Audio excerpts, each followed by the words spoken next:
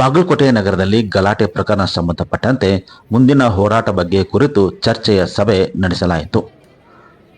ನಗರದ ಚರಂತಿಮಠ ಶಿವಾನುಭವ ಮಂಟಪದಲ್ಲಿ ವಿವಿಧ ಸಂಘಟನೆಯ ಮುಖಂಡರು ಹಾಗೂ ಬಿಜೆಪಿ ಪಕ್ಷದ ನಾಯಕರ ನೇತೃತ್ವದಲ್ಲಿ ಸಭೆ ಆಯೋಜನೆ ಮಾಡಲಾಯಿತು. ಸಭೆಯಲ್ಲಿ ಮಹತ್ವದ ನಿರ್ಧಾರ ತೆಗೆದುಕೊಳ್ಳಲಾಯಿತು. ಫೆಬ್ರವರಿ 26ರಂದು ಬೃಹತ್ ಪ್ರತಿಭಟನೆ ಮಾಡುವ ಜೊತೆಗೆ ಶೋಭಾಯಾತ್ರೆ ಹಮ್ಮಿಕೊಳ್ಳುವಂತ ನಿರ್ಧಾರ ತೆಗೆದುಕೊಳ್ಳಲಾಯಿತು. ಮಸೀದಿಯಿಂದ ತೂರಿ ಬಂದಿರುವಂಥ ಕಲ್ಲು ಹಿನ್ನೆಲೆ ಮಸೀದಿ ಒಳಗೆ ಇದ್ದಿರುವಂಥ ಜನರನ್ನು ಹಾಗೂ ಮಸೀದಿಯ ಕಮಿಟಿಯ ಸದಸ್ಯರನ್ನು ಬಂಧನ ಮಾಡಬೇಕು. ಬಂಧನ ಮಾಡಿರುವಂಥ ಹಿಂದೂ ಕಾರ್ಯಕರ್ತರನ್ನು ಬಿಡುಗಡೆಗೊಳಿಸಬೇಕು ಎಂಬ ಸೇರಿದಂತೆ ಇತರ ವಿಷಯಗಳ ಕುರಿತು ಚರ್ಚೆ ನಡೆಯಿತು.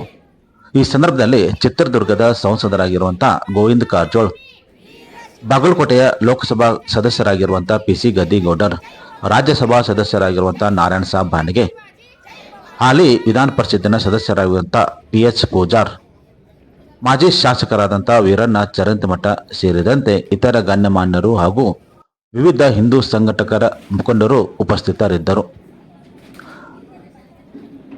ಸಭೆಯಲ್ಲಿ ಏನೆಲ್ಲ ನಿರ್ಧಾರ ತೆಗೆದುಕೊಳ್ಳಲಾಗಿದೆ ಎಂಬುದರ ಬಗ್ಗೆ ಮುಖಂಡರಾಗಿರುವಂಥ ಅಶೋಕ್ ಲಿಂಬಾವಳಿ ಹೇಳಿಕೆ ನೀಡಿದ್ದಾರೆ. ಏನಂತ ಹೇಳಿದ್ದಾರೆ ನೋಡಿ.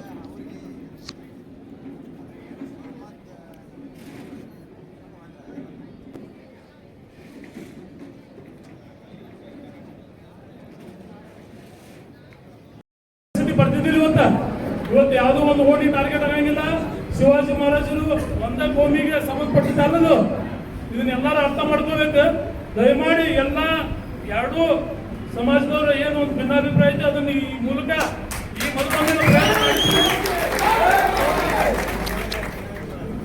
ಈ ಮೊದಲೊಮ್ಮೆ ಎಲ್ಲರೂ ಕೂಡಿಸಿ ಮಾತಾಡ್ತೀವಿ. ಅದನ್ನ ಸರಿ ಮಾಡಿ ಇಡೀ ಹಿಂದೂ ಸಮಾಜ ಇದಕ್ಕೆ ಉತ್ತರ ಕೊಡ್ಬೇಕು. ಎಲ್ಲ ಕಾರ್ಯಕರ್ತರು ಸುತ್ತಮುತ್ತ ಹಳ್ಳಿಯವರು ಎಲ್ಲರೂ ಕೂಡಿ ಈಗೇನು ಅವ್ರು ಏನು ಹೇಳಿದ್ರು ಸುಮ್ಮನೆ 108 ಏನು ಮಾತಾಡೋಬೇಡ, ಅದೇನು ಒಂದು ಡೇಟ್ ನಿರ್ಧಾರ ಮಾಡಿರಿ. ಆ ಟೈಮಿಗೆ ಒಳ್ಳೆ ಛತ್ರಪತಿ ಶಿವಾಜಿ ಮಹಾರಾಜ ಅವರ ಜಯಂತಿಯನ್ನು ದೊಡ್ಡ ವಿಜೃಂಭಣೆಯಿಂದ ಮಾಡಿ ಉತ್ತರ ಕೊಡಬೇಕು. ಸಭೆಯೊಳಗೆ ಹಿಂದೂ ಸಕಲ ಸಮಾಜದ ಎಲ್ಲ ಮುಖಂಡರ ಮತ್ತು ರಾಜಕೀಯ ನಾಯಕರ ನೇತೃತ್ವದಲ್ಲಿ ನಡೆದಂಥ ಸಭೆಯೊಳಗೆ ಅವಾಗೇನು ಅಪಮಾನ ಮಾಡಿದ್ರು ಶಿವಾಜಿ ಮಹಾರಾಜರ ಮೆರವಣಿಗೆ ಮೇಲೆ ಕಲ್ಲು ಮತ್ತು ಚಪ್ಪಲಿಯನ್ನು ಏನು ಎಸೆದಿದ್ರು, ಆ ಎಸೆದಿರ್ತಕ್ಕಂಥ ವ್ಯಕ್ತಿಗಳು ಇವತ್ತು ಹೊರಗಡೆ ಇನ್ನೂ ಓಡಾಡ್ತಾ ಇದ್ದಾರೆ. ಅವರನ್ನು ಕೂಡಲೇ ಬಂಧಿಸಬೇಕು. ಬಂಧಿಸದೇ ಇದ್ದರೆ ನಾವು ಇದೇ ದಿನಾಂಕ 26ನೇ ತಾರೀಕು ಅಂಬಾಬಾಯಿ ಗುಡಿಯಿಂದ ದೊಡ್ಡ ಸಂಖ್ಯೆಯೊಳಗೆ ಪ್ರತಿಭಟನಾ ರೂಪದೊಳಗೆ ನಾವೊಂದು ಪ್ರತಿಭಟನೆಯನ್ನು ಮಾಡೋರಿದ್ದೀವಿ.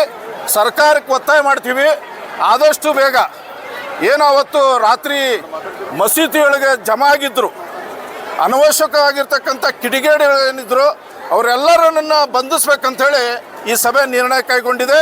26ನೇ ತಾರೀಕು ಬೆಳಿಗ್ಗೆ 10:30 ಗಂಟೆಗೆ ಅಂಬಾಬಾಯಿ ದೇವಸ್ಥಾನದಿಂದ ಪ್ರತಿಭಟನಾ ಮೆರವಣಿಗೆ ಹೊರಡೋದಿದೆ. ನಾವು ಇಡೀ ಜಿಲ್ಲೆಗೆ ಒಂದು ಮನವಿಯನ್ನು ಮಾಡ್ಕೊಂಡಿದ್ದೀವಿ. ಎಲ್ಲ ತಾಲೂಕಿನಿಂದ ಹಿಂದೂ ನಾಯಕರುಗಳು ಬರಬೇಕು, ಆ ಪ್ರತಿಭಟನೆಯಲ್ಲಿ ಪಾಲ್ಗೊಳ್ಳಬೇಕು. ಇಡೀ ಜಿಲ್ಲೆಯ ಒಂದು ಪ್ರತಿಭಟನೆ ಭಾಳ ದೊಡ್ಡ ಸಂಖ್ಯೆ ಒಳಗೆ ಆಗಬೇಕು ಅನ್ನೋ ದೃಷ್ಟಿಯಿಂದ ನಾವು ಪ್ರತಿಭಟನೆ ಮಾಡೋರಿದ್ದೀವಿ. ಮತ್ತು ನಾಳೆ ದಿವಸ ಬಸನಗೌಡ ಪಾಟೀಲ್ ಯತ್ನಾಳವರು ನಗರಕ್ಕೆ ಆಗಮಿಸಲಿದ್ದಾರೆ.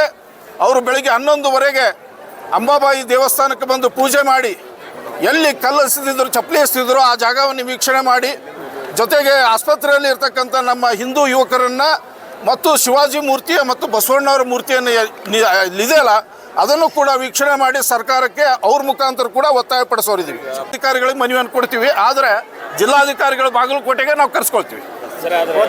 ಚಪ್ಪಲಿ ಎಸೆದಂತ ವ್ಯಕ್ತಿಯನ್ನ ಇನ್ನೂ ಬಂಧನ ಆಗಿಲ್ಲ ಅನ್ನುವಂಥ ಆರೋಪ ನಾವು ಕೂಡ ಇವತ್ತಿನವರೆಗೂ ಒತ್ತಾಯ ಪಡಿಸಿದ್ದೀವಿ. ನಮ್ಮ ನಾಯಕರು ಇವತ್ತು DC ಮತ್ತು SP ಅವರ ನೇತೃತ್ವದ ಮತ್ತು ಜಿಲ್ಲಾ ಉಸ್ತುವಾರಿ ಸಚಿವರ ನೇತೃತ್ವದ ಸಭೆಗೆ ನಮ್ಮ ಚುನಾಯಿತ ಪ್ರತಿನಿಧಿಗಳು ಹೋಗಿದ್ದರು. ಅವರು ಕೂಡ ಒತ್ತಾಯ ಪಡಿಸಿದ್ದಾರೆ. ಇವತ್ತಿನವರೆಗೂ ಅವ್ರನ್ನ ಅರೆಸ್ಟ್ ಮಾಡಿಲ್ಲ.